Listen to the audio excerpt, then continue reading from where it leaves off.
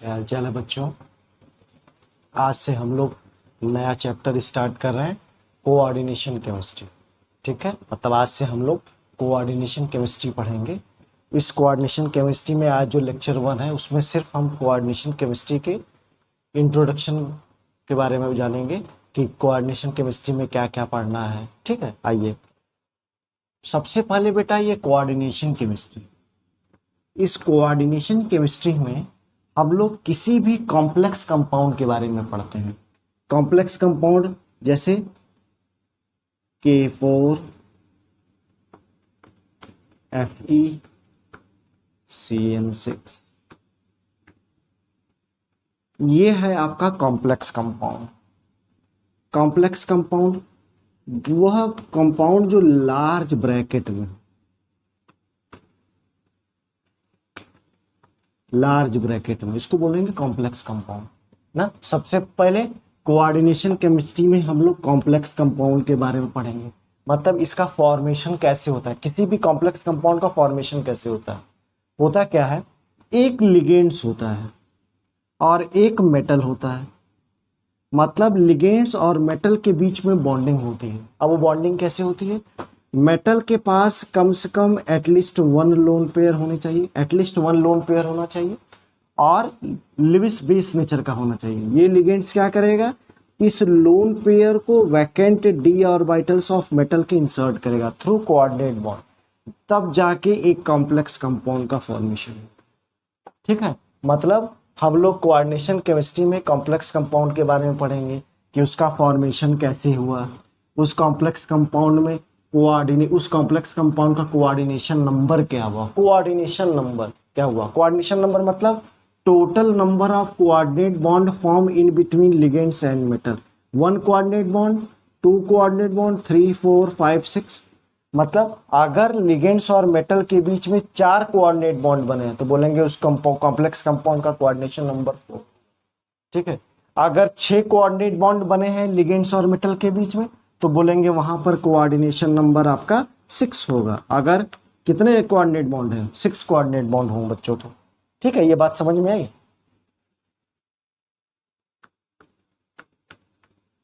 उसके बाद उस कॉम्प्लेक्स कंपाउंड में मेटल के ऊपर क्या चार्ज होगा, उसके बाद इफेक्टिव एटॉमिक नंबर क्या होता है, फिर उस कॉम्प्लेक्स कंपाउंड का हाइब्रिडाइजेशन क्या होगा, हाइब्रिडाइजेशन क्या होगा। अगर हाइब्रिडाइजेशन निकाल लेंगे तो हम लोग बताएंगे उस कॉम्प्लेक्स कंपाउंड की ज्योमेट्री क्या होगी।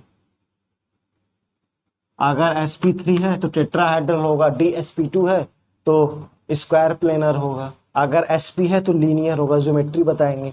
फिर उसी कॉम्प्लेक्स कंपाउंड के बारे में बताएंगे कि ये इसका मैग्नेटिक बिहेवियर क्या है। मैग्नेटिक बिहेवियर मतलब पैरामैग्नेटिक है कि डायामैग्नेटिक है, जो कि हम किससे आइडेंटिफाई करते हैं, नंबर ऑफ अनपेयर्ड इलेक्ट्रॉन से। अगर अनपेयर्ड इलेक्ट्रॉन की वैल्यू 0 है मतलब वो कॉम्प्लेक्स कंपाउंड डायामैग्नेटिक है, अगर 0 नहीं है तो बोलेंगे कि वो पैरामैग्नेटिक है। फिर उसी से हम लोग डाइपोल मोमेंट निकालना सीखेंगे, म्यू, जिसका फॉर्मूला होता है (n(n)+2). अब ये पता चल जाएगा तो हम बोलेंगे उस कॉम्प्लेक्स कंपाउंड का कोई कलर है, कलरलेस है, जो कि हम बताएंगे किसे, नंबर ऑफ अनपेयर्ड इलेक्ट्रॉन से। अगर n की वैल्यू 0 हो जाएगी तो बोलेंगे वह कलरलेस होगा, अगर n की वैल्यू 0 नहीं है तो वो कलर होगा। ठीक है, अभी उसमें भी केसेस हैं, मैं बताऊंगा, घबराने की जरूरत नहीं है। उसके बाद अगर कोई कॉम्प्लेक्स कंपाउंड है तो वह आइसोमेरिज्म शो करेगा, तो हम उसको अलग लेक्चर में पढ़ेंगे, आइसोमेरिज्म इन कॉम्प्लेक्स कंपाउंड, जिसमें कोऑर्डिनेशन नंबर 4 टेट्राहेड्रल। अगर sp3 है तो टेट्राहेड्रल, अगर dsp2 है तो स्क्वायर प्लेनर होगा। उसके बाद हम लोग कोऑर्डिनेशन नंबर 6 में बात करेंगे, जिसकी ज्योमेट्री ऑक्टाहेड्रल होती है। फिर उसमें आपके आइसोमर्स पढ़ेंगे कि वो ऑप्टिकल आइसोमर है, ज्योमेट्रिकल आइसोमर कितने शो करेंगे, ये सब पूरे हम लोग कोऑर्डिनेशन केमिस्ट्री के अंतर्गत ही पढ़ेंगे। फिर उसमें एक टॉपिक आता है जो कि बहुत इंपॉर्टेंट, वहां से क्वेश्चंस बनते हैं, IUPAC in IUPAC nomenclature in complex compound, IUPAC nomenclature in complex compound। अभी तक हम लोग ऑर्गेनिक केमिस्ट्री में IUPAC नोमेनक्लेचर पढ़े थे। अब इनऑर्गेनिक केमिस्ट्री में कोऑर्डिनेशन नंबर में कॉम्प्लेक्स कंपाउंड का IUPAC नोमेनक्लेचर पढ़ेंगे। तो वहाँ मैं बताऊंगा कि वर्नर थ्योरी के हिसाब से पहले मेटल को रिपोर्ट करेंगे तो नाम होगा पोटेशियम हेक्सासाइनोफेरेट 2। तो हम लोग वहाँ पे IUPAC नोमेनक्लेचर में बात करेंगे। फिर वहाँ से क्वेश्चंस आएंगे कि आपको 4 कॉम्प्लेक्स कंपाउंड दिए हुए हों और बोला जाए कि कौन सा कॉम्प्लेक्स कंपाउंड ज़्यादा स्टेबल होगा, तो बोलेंगे स्टेबिलिटी ऑफ कॉम्प्लेक्स कंपाउंड पढ़ेंगे। तो वहाँ पे कई फैक्टर लगाएंगे, साइज का फैक्टर लगाएंगे, इफेक्टिव एटॉमिक नंबर लगाएंगे, नेचर ऑफ लिगेंड्स लगाएंगे, ये सब बातें करेंगे। सबसे जरूरी कोऑर्डिनेशन नंबर में कि लिगेंड्स और मेटल के बीच में बॉन्डिंग होगी।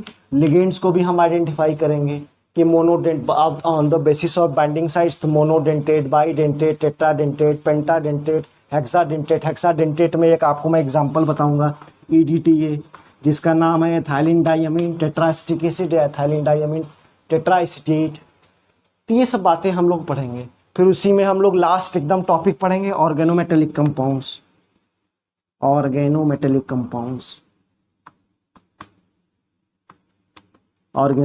कंपाउंड्स। तो इतनी बातें हम लोग कॉम्प्लेक्स कंपाउंड में पढ़ेंगे। और आप मान के चलिए कि पूरा कोऑर्डिनेशन केमिस्ट्री आपका 23 से 24 लेक्चर के बीच में जाएगा। 23 से 24 लेक्चर के बीच में जाएगा। अगर 23 या 24 लेक्चर के बीच में जाएगा तो इस कोऑर्डिनेशन केमिस्ट्री से आपको नीट में कम 3 से 4 क्वेश्चन मिलेंगे और आपके +2 एग्जाम में कुछ नहीं तो 7 से 9 नंबर के बीच में मिलेंगे। इसलिए ये कोऑर्डिनेशन केमिस्ट्री एक बहुत महत्वपूर्ण चैप्टर है, आपके कॉम्पिटिटिव एग्जाम से भी और आपके बोर्ड के एग्जाम से भी। नीट में भी क्वेश्चंस मिलेंगे, बोर्ड में भी मिलेंगे और आपके IIT मेंस में भी मिलेंगे, एडवांस में भी मिलेंगे। तो ये चैप्टर बहुत ही इंपॉर्टेंट चैप्टर है, यहाँ से क्वेश्चंस बहुत बनते हैं। ठीक है, तो 1 बाय 1 हम लोग धीरे धीरे पढ़ेंगे। ये आ रही है आज के फर्स्ट लेक्चर का इंट्रोडक्शन कोऑर्डिनेशन केमिस्ट्री का। फिर आगे हम लोग पढ़ते जाएंगे 1 बाय 1। तो आज के लिए बस इतना ही, फिर मिलेंगे नेक्स्ट एपिसोड में। तब तक के लिए धन्यवाद।